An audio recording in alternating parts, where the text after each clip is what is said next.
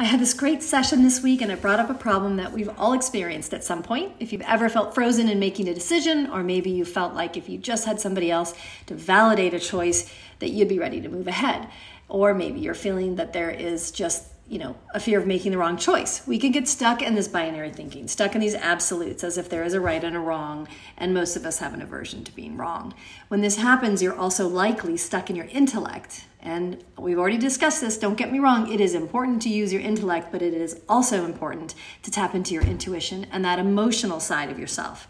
When we allow ourselves to get caught up rationalizing decisions, we're often using outside influences, expectations, other people's view of right from wrong, and that's not what should be guiding us. I want to remind you that however you're feeling about something is valid, your feelings are valid, and when those feelings come from a place of groundedness, they're actually directionals pointing things out for you.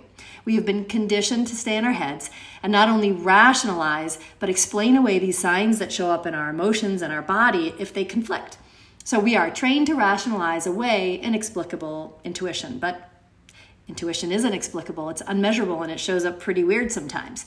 Take a second and think of a time when you made a decision that was guided even solely by your intuition or by your gut feeling. So I'm not talking about a decision out of fear or panic. I'm talking about something that flows into your mind and calms you. That's intuition. I bet that even if that decision didn't turn out the way you thought, you would still feel pretty good that you made that. You would have learned something, or something else would have worked out. You would feel that it was a success, even if it didn't turn out the way you wanted. In that situation, you used your emotional, energetic side. You tapped into your intuition.